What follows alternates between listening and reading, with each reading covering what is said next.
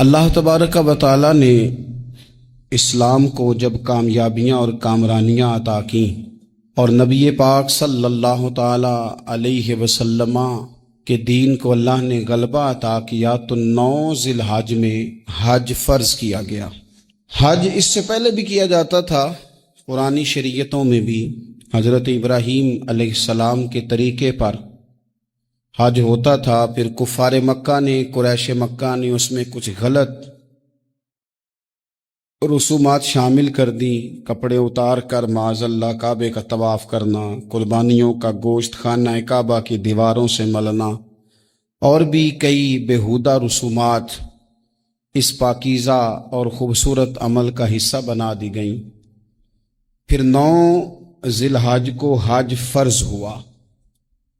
نبی پاک صلی اللہ تعالی علیہ وسلم نے حضرت ابو بکر صدیق کو امیر حج بنا کے رخصت فرمایا۔ دیکھیں کہاں کہاں محبوب انہیں اپنا نائب بناتے ہیں۔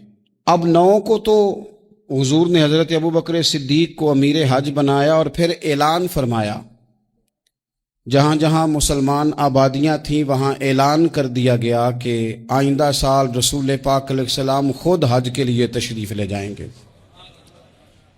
اب ایک بڑی تعداد مسلمانوں کی جمع ہونے لگی۔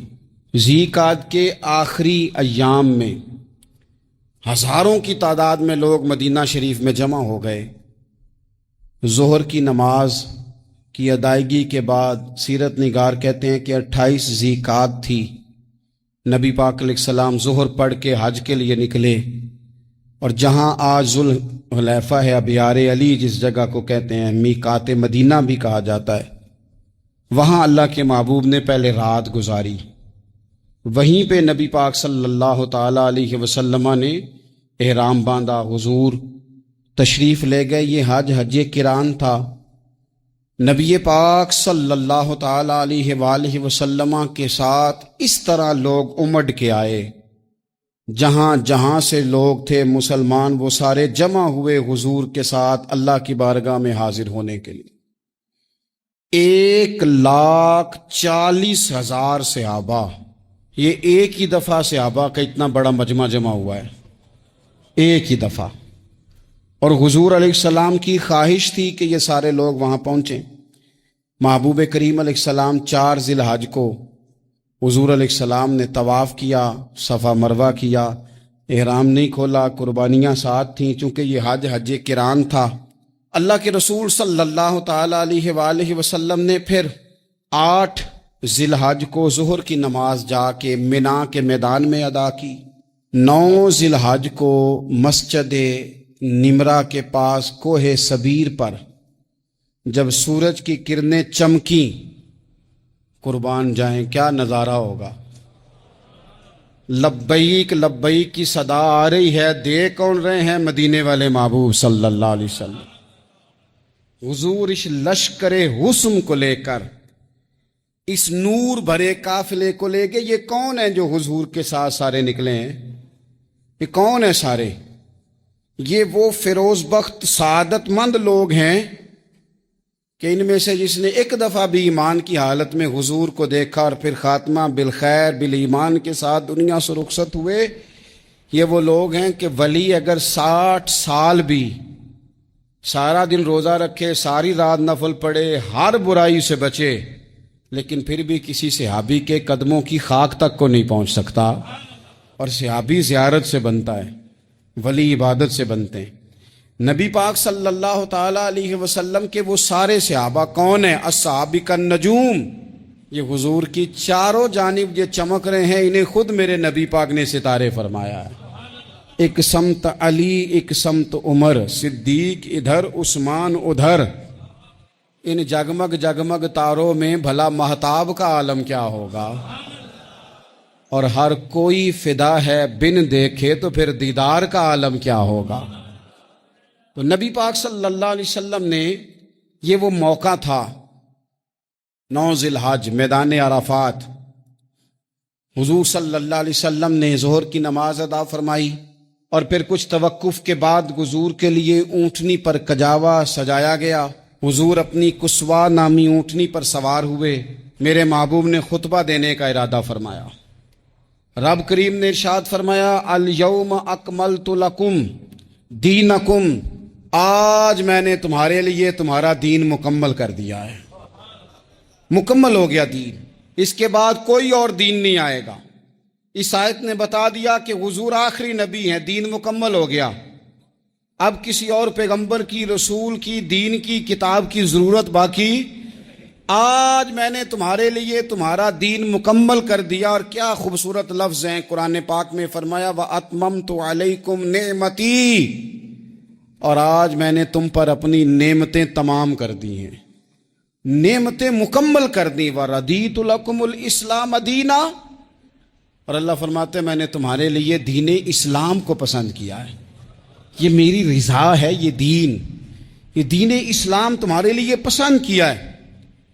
कोई बंदा सारी ज़िंदगी मखलूक की खिदमत करे, सारी ज़िंदगी रस्तों से कांटे उठाए, सारी ज़िंदगी खैर का काम करे, किसी को तकलीफ़ ना दे, लेकिन अगर मुसलमान नहीं ना, अगर कलमा नहीं ना पढ़ता, तो उसकी सारी उम्र की खैर भी किसी काम की नहीं। इसलिए कि रब फरमाता है जड़ दीन इस्लाम है, जड़ होगी तो फिर शाखें कबूल की जाएंगी ना। तो अगर जड़ ही सिरे से नहीं है तो खैर करने का माना। कुछ लोग कुफार की, मुशरिकीन की तारीफ करते हैं कि जनाब बल्ले बल्ले इतने वेलफेयर काम हो रहे हैं, तो याद रखो सबसे ज़रूरी जड़ है। कुरान पाक में रब ताला ने मुनाफिकीन, मुशरिकीन और कुफार के आमाल की बुनियाद इस तरह की बताई है कि जिस तरह पत्थर पर थोड़ी गर्द पड़ जाए, ज़रा हवा का झोंका है या बारिश आए तो पत्थर साफ का साफ हो जाता है। इनके अमाल इस तरह के हैं। उस खैर का क्या मतलब कि जिस खैर में ईमान ही शामिल नहीं। जब तक बंदा मोमिन ना हो उसका कोई अमल भी अल्लाह की बारगाह में काबिल कबूल नहीं होता। ये आयत नाजिल हो गई, फरमाया दीन मुकम्मल हो गया। ओ मेरे भाइयों, खुदारा सोचो, कोई शय मुकम्मल नहीं दुनिया में, कोई शय भी। करोड़ों का मकान बना लो फिर भी कोई ना कोई नुक्स निकल ही आता है। कोई दुनिया में शय मुकम्मल है ही नहीं। अगर कोई शय मुकम्मल है तो वो मदीने वाले रसूल का दीन मुकम्मल है। मुकम्मल, जब हम कहते हैं ना मुकम्मल दीन, तो लोग समझते हैं तो शायद सादी सी बात है। ये वो वाली बात है जो दुनिया में कहीं नहीं पाई जाती। जब ये आयत नाजिल हुई थी ना, तो बुखारी में मौजूद है, एक बहुत बड़ा यहूदियों का आलिम हजरत उमर फारूक रदी अल्लाह ताला अन्हु से कहने लगा, ये जो तुम पर आयत नाजिल हुई है ना कि दीन मुकम्मल हो गया, ये अगर हम पर नाजिल होती ना, तो जिस दिन ये आयत नाजिल हुई होती हमने हर साल उसी दिन को ईद बना लेना था कि दीन मुकम्मल हो गया। अल यौम अकमलतु लकुम दीनकुम, दीन मुकम्मल हो गया।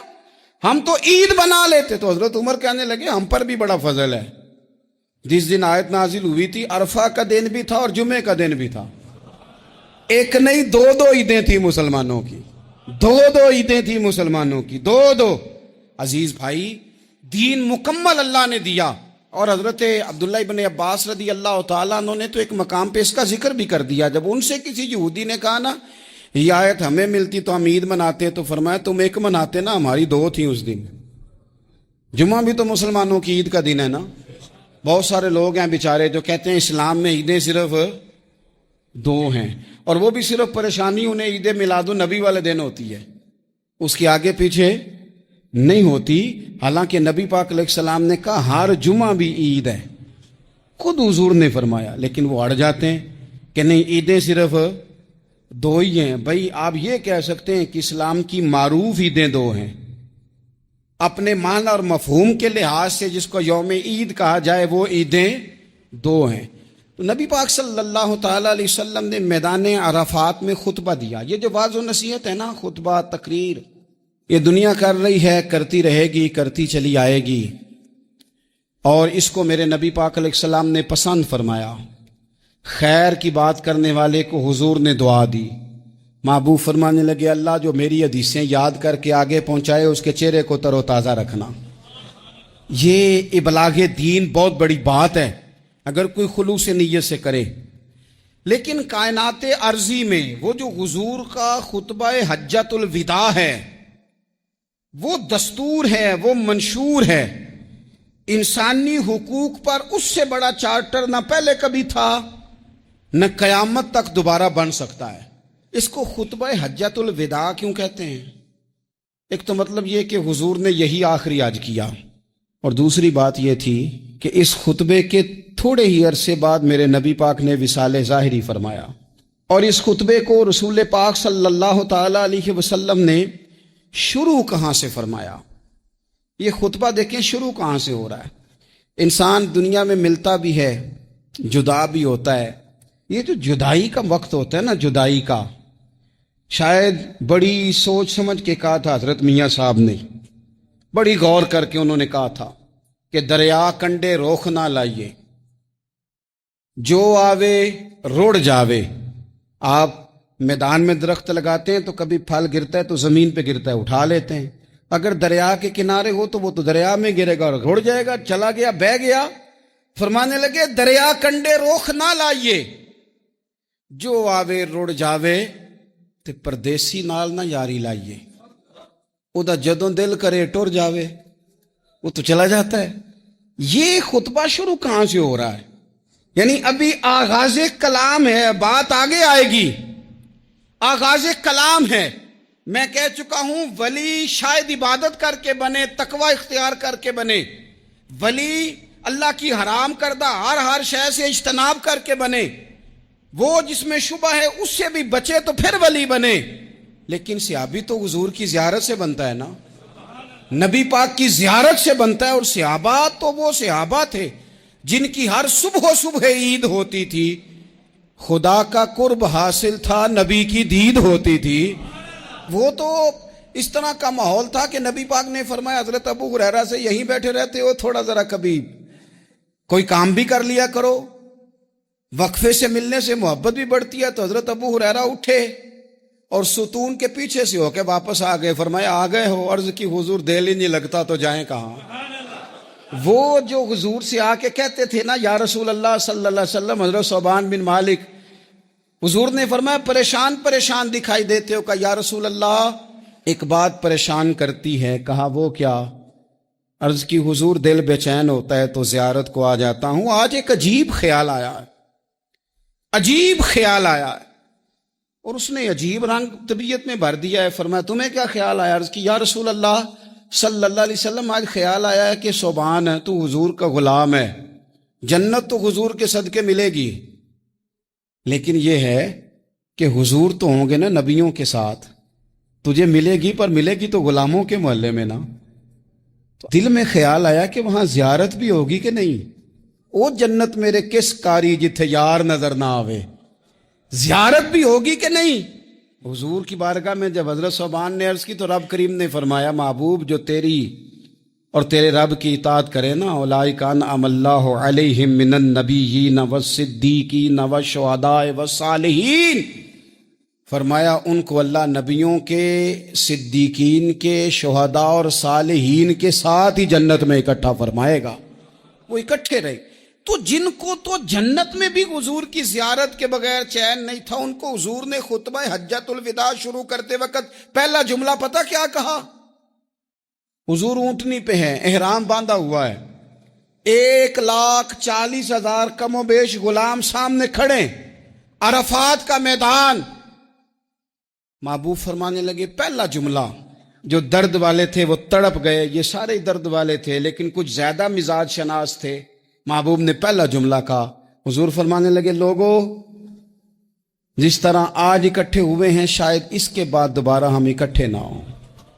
پہلا اعلان ہی کر دیا کہ یہ تمہارے ساتھ جو آج خطبہ ہے نا، اس میں اشارہ دے دیا کہ دوبارہ نہیں جمع ہوگے، اگلا حج نہیں کرنا، بس ختم ہوئی بات۔ یہ آخری پہلی بات ہی حضور نے یہ بیان۔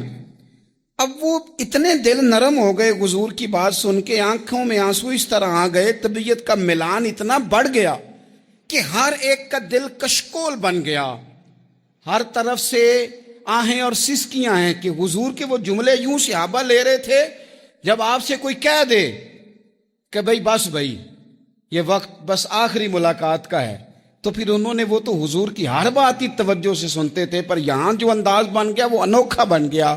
فرمایا شاید دوبارہ ملاقات نہ ہو۔ پھر میرے کریم محبوب صلی اللہ تعالی علیہ وسلم نے فرمایا جس طرح تمہارے لیے یہ شہر حرمت والا ہے، مکہ حرمت والا ہے نا، ایک نیکی کرو تو مکے میں 1,00,000 کا ثواب حرم مکہ میں، ایک گناہ کرو تو وہ بھی 1,00,000 لکھا جاتا ہے، حرمت والا ہے، بڑی عزت والا ہے۔ فرمایا جس طرح یہ گھر عزت والا ہے کعبہ، جس طرح یہ شہر عزت والا ہے، فرمایا جس طرح آج کا دن حرمت والا ہے، مسلمانوں میں تمہیں بتا کے جا رہا ہوں، تمہیں سمجھا رہا ہوں، اسی طرح میں نے تم سب پر ایک دوسرے کے مال اور عزت کو حرمت والا کر دیا ہے۔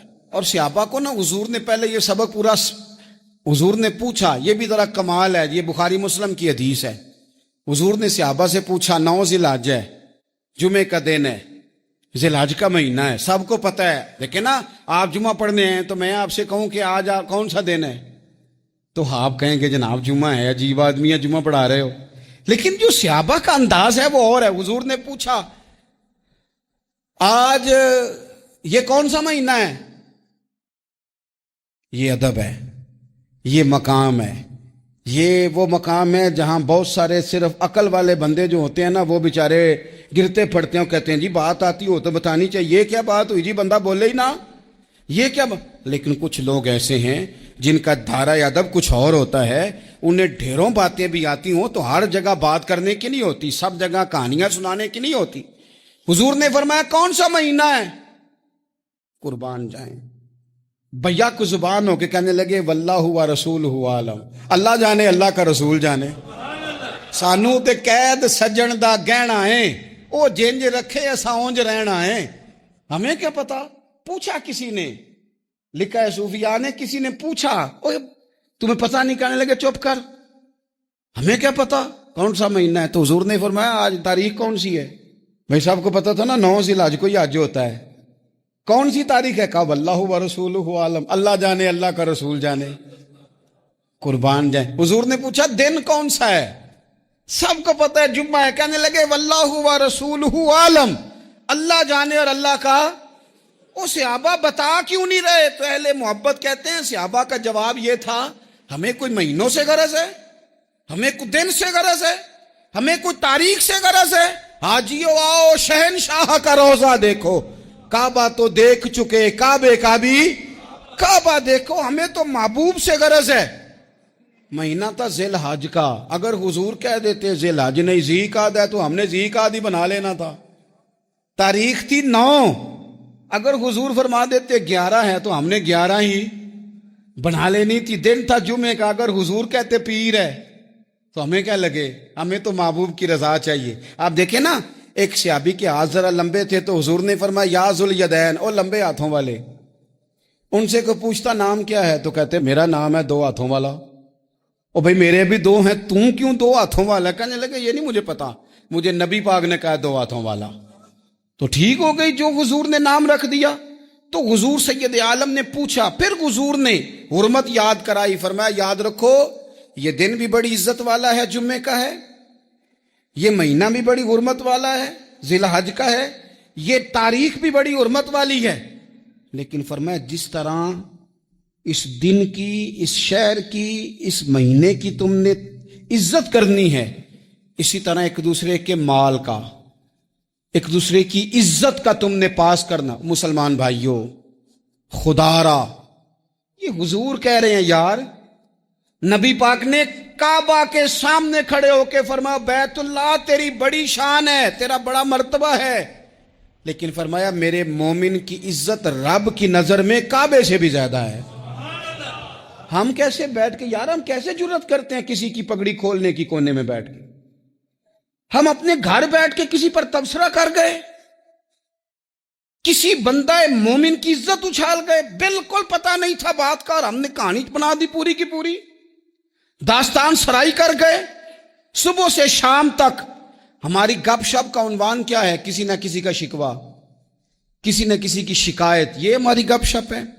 خدا را حضور نے تو خطبہ حجۃ الوداع میں پہلا سبق یہ دیا تھا کہ میرے جانے کے بعد ایک دوسرے کی عزت کرنا، اور اسی خطبے میں ایک جگہ پہ فرمایا یہ نہ ہو کہ میرے جانے کے بعد تم ایک دوسرے کی گردنیں مارنے لگ جاؤ، ایک دوسرے کی عزتوں کا خیال کرنا، پاس کرنا۔ مسلمانوں، میرے عزیز بھائیوں، بزرگوں، عزتوں کا دفاع شروع کریں، थोड़ी देर के लिए अपनी जुबान लोगों के ऊपर तबसरा करने से कंट्रोल में लाएं। कुछ चीजें ऐसी मैं मुख्तलिफ शहरों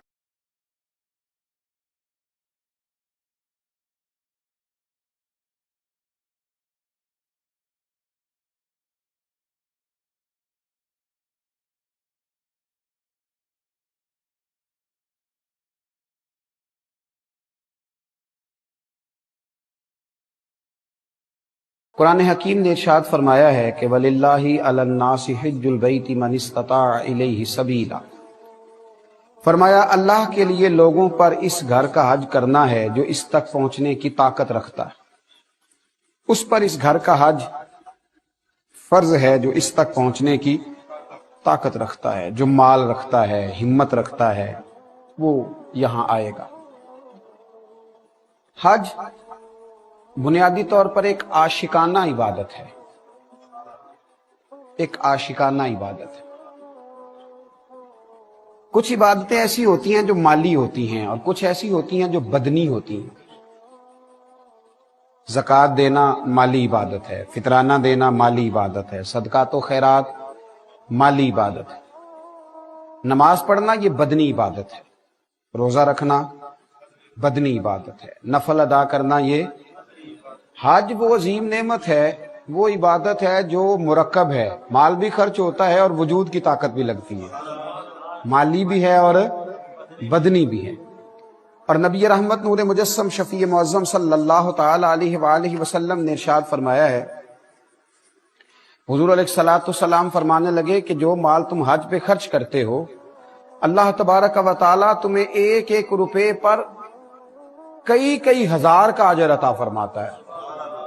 और एक हदीस में यूं भी इरशाद फरमाया कि इनके एक दिरहम पर अल्लाह ताला जो हज पर माल खर्च होता है 10 लाख का अजर अता फरमाता है, 10 लाख का। तो हज माली इबादत भी है और हज बदनी इबादत भी है। अब हज में आप ये देखिए कि इंसान को मिलता क्या है, मुयस्सर क्या होता है, उसने करना क्या है। यहां से जब इंसान चलता है हज के लिए तो वो पूरी दुनिया में आप घूम के देख ले, मुसलमान जहां जहां भी रहते हैं उनका लिबास पहनने का अंदाज अलग है, गुफ्तगू करने का अंदाज अलग है। अहले अरब में भी अब ये हुआ है कि मुख्तलिफ इलाकों में अरबी बोलने के अंदाज मुख्तलिफ हो गए। मुख्तलिफ जगह पे अरबी मुख्तलिफ अंदाज में बोली जाती है। हमारे यहां आप देख लें पाको हिंद में उर्दू बोलने का स्टाइल मुख्तलिफ जगहों का मुख्तलिफ है। लिबास पहनने का अंदाज भी सब जगहों का अपना अपना है। अब जब आपको हज के लिए जाना है तो अल्लाह तबारक व तआला ने सबसे कहा कि लिबास एक जैसा पहनना। तुम करोड़पति हो या अरबपति हो या खरबपति हो, तुमने 2 चादरें, एक तहमत बांध लो, एक ऊपर ओढ़ लो, एक तरह का। और लुत्फ की बात यह है कि सिला हुआ नहीं होना चाहिए। अगर सफेद लिबास की इजाजत दी जाती और 2 चादरों की दी जाती तो सब अपनी अपनी मर्जी का सिला लेते। सिला हुआ नहीं होना चाहिए। एक की तहमत बांध लो, एक ओढ़ लो, अपने अपने लिबास छोड़ो, एक लिबास में आ जाओ। और अब तुमने अपनी अपनी बोली नहीं बोलनी, बल्कि कहना क्या है, लब्बई अल्लाहुम्मा लब्बई लब्बईक ला शरीका लक लब्बई इन्नल हम्दा वन निअमता लक वल मुल्क ला शरीका लक लब्बई। ये तुमने कहना है, अपनी अपनी बोली नहीं बोलनी। एक लिबास, एक अंदाज़े गुफ्तगू। अरबी बोलनी है तो उसमें वजीफा भी एक है सबका, लब्बईक अल्लाहुम्मा लब्बईक। एक वजीफा, एक अंदाज, उस एक तरतीब के साथ तुमको आगे बढ़ना है और उसी एक मुरत्तब तरतीब के साथ तुम्हें अल्लाह तबारक व तआला की बारगाह आली मर्तबत में हाजिर होना है। करना क्या है? बैतुल्लाह शरीफ जाना है, फरमाया हाँ वहां भी जाना है, लेकिन उसके बाद ना खुले मैदान है, खुले मैदान जाओ, जाके मिना में खैमा लगा लो, एक लिबास, एक बोली। अब समझ आई, एक ही सफ में खड़े हो गए महमूद हो यार, न कोई बंदा रहा न कोई बंदा न रहा। अब समझ आई, अपनी मिल्लत पर कयास अक़वाम मगरिब से न कर, खास है तरकीब में कौम रसूले हाशमी। अब समझ आई मामला क्या है, एक कर दिया सब। बंदाओ साहिबो मोहताजो गनी एक हुए, तेरी सरकार में पहुंचे तो सभी एक हुए। अब एक लिबास में मलबूस जाना है। इबादत अपनी मर्जी करने का नाम नहीं, इबादत अल्लाह की मर्जी करने का नाम है, हुजूर अलैहिस्सलाम की मर्जी पर चलने का नाम है। बैतुल्लाह शरीफ का तवाफ किया तो कहा जाओ जाके खैमों में बैठ जाओ, मिना के खैमों में। करना क्या है? कुछ भी नहीं, नमाजें पढ़नी है जो रूटीन से पढ़ते हो, बस तुम्हें एक खैमे में रहना है। या अल्लाह, हमने तो अपना घर छोड़ दिया, मकान छोड़ दिया, और अगर थोड़ा सा आप यहाँ रुक के गौर करें तो दो चादरें उसी तरह ओढ़ी हैं जिस तरह कफन ओढ़ा जाता है। बाल बच्चे यही रह गए, बैंक बैलेंस यही रह गए, और कहता भला क्या है? कहता यह कि लब्बैक, अल्लाह मैं हाजिर हो गया, अल्लाह मैं हाजिर हो गया हूं। वही जिस तरह इसने जाना नहीं सब कुछ छोड़ के, कफन में अपना मुंह लपेट के, उसी अंदर अल्लाह आ गया हूं ना, मैं हाजिर हो गया हूं, मैं अल्लाह मैं हाजिर हूं, हाजिर हो गया। जाओ जाके मिना के खैमों में बैठो। खैमे में बैठे रहे। फिर फरमाया अब 9 ज़िलहज आई है तो जाओ जाके अराफात में बैठो। नमाजें पढ़ी जा रही हैं। मैदान अराफात में मगरिब की अजान हुई, समझिएगा बात को, मगरिब की अजान हुई तो हुक्म यह है कि तुमने वहां नमाज नहीं पढ़नी, अजान सुन ली। आम दिनों में हुक्म यह है कि मगरिब का वक्त हो जाए तो उसको जल्दी अदा कर लो। अब यहां बतलाया गया कि नमाज यहां नहीं पढ़नी, मुजदलिफा में जाके पढ़नी है। वहां जाते जाते शाह का वक्त हो जाता है। अब इस तरह करो, 2 नमाजें इकट्ठी पढ़ो, 2 नमाजें इकट्ठी पढ़ो। वहां तुम खेमे में थे, मिना में अराफात में भी खेमा मुयस्सर आया था, अब मुजदलिफा में तुमने रात रहना है और बगैर खेमे के रहना है। अल्लाह क्यों? फरमाया मेरी हिकमतें, ये मेरा तुम्हारे साथ प्यार है। मैंने बड़े बड़े रईसों को, वजीरों को, मालदारों को, बड़े बड़े नामवर लोगों को रोड़ों पे लेटे हुए देखा है। इतने इतने मोटे रोड़े हैं, नीचे पत्थर पड़े हैं, सोए हुए हैं। बंदाओ साहिबो मोहताजो गनी एक हुए, बस तेरी सरकार में पहुंचे तो सभी एक हुए, लेटे हुए। अल्लाह करीम ने हज के अंदर जो इसरार रखे, जो हिकमतें रखी, वहां लेटे हैं सब, आराम कर रहे हैं। अब वहां से निकलो, अब क्या हुक्म है? फरमाया वापिस आओ मिना में, शैतान को कंकर मारो, जमरात की रमी करो, मारो कंकर, एक दीवार बनी है उसे कंकर मारो, अल्लाह का दुश्मन जान के उसे मारो। अब तुम उसे मार करके निकले तो अब कुर्बानी दो, अब कुर्बानी करो। हाजी ने कुर्बानी की, जो तमत्तो हज वाला था उसने कुर्बानी करी। अब फरमाया इस तरह करो, ये मेरे दिए हुए बाल हैं, तुम्हारे सर पे ने मुंडवा दो। मुंडवा दिए। मालिक अब क्या करें? फरमाया अब जाओ जाके बैतुल्लाह का फिर से तवाफ करो। अल्लाह ये सारा क्या है? फरमाया मेरी तुमसे मोहब्बत है, तुम्हारी मुझसे मोहब्बत है। हजरत उमर फारूक रदी अल्लाह ताला अन्हु ना हजर अस्वद को चूमने लगे तो फरमाने लगे तू पत्थर है, तो क्या नफा नुकसान देगा, मैं तुझे कभी ना चूमता। हाय, हजरत उमर के लफ्ज देखिए, फरमाया मैं तुम्हें कभी ना चूमता, तू पत्थर है, पर मैं तुझे बार बार चूमूंगा इसलिए कि तुझे मदीने वाले रसूल ने चूमा है। मैं चूमूंगा, बार बार चूमूंगा। ये इश्क है, ये ज़ौक है, ये दर्द है, ये कैफ है, ये अल्लाह वालों की निशानियां हैं। ये हज का फलसफा समझिए। अच्छा भला सियाना आदमी है, वो चलता है तो बड़े वकार के साथ चलता है, वो धीमे धीमे कदम उठाता है, वो उसका अंदाज बड़ा पुरवकार है चलने का तरीका। लेकिन जब वो सफा मरवा करता है ना, कर क्या रहा है? 2 पहाड़ियों के दरमियान चक्कर लगा रहा है, और एक मकाम ऐसा आता है कि उसे वहां भागना है। क्यों भागना? इसलिए कि जनाबे हाजरा भागी थी। जनाबे हाजरा, या अल्लाह, वो तो पानी के लिए भागी थी। तो यहां तो हाजी की बगल में पानी की बोतल मौजूद है, गले से लटकाए हुए है, सामने कूलर लगे हुए हैं। अल्लाह क्यों भागे? फरमाया बस उसका भागना पसंद ही बड़ा आया।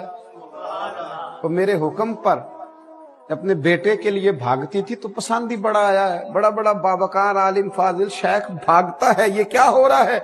ये बंदा अपने रब से मोहब्बत कर रहा है, ये उसके हुक्म पे दौड़ रहा है। वो तो इल्लत थी, वहां तो वजह थी, वहां तो मसला था, लेकिन ये दौड़े जा रहा है। क्यों? एक हिकमत है, एक दलील है, एक वजह है।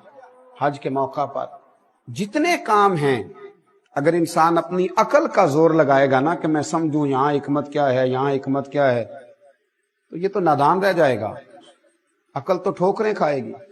بہتر یہ ہے کہ عقل کو سمیٹے اور اکٹھی کر کے رسول اللہ کے قدموں میں رکھ دے، نبی کریم کا غلام کر دے، عقل کو حضور کا غلام کر دے، اور ذوق سے، شوق سے، تڑپ سے، درد سے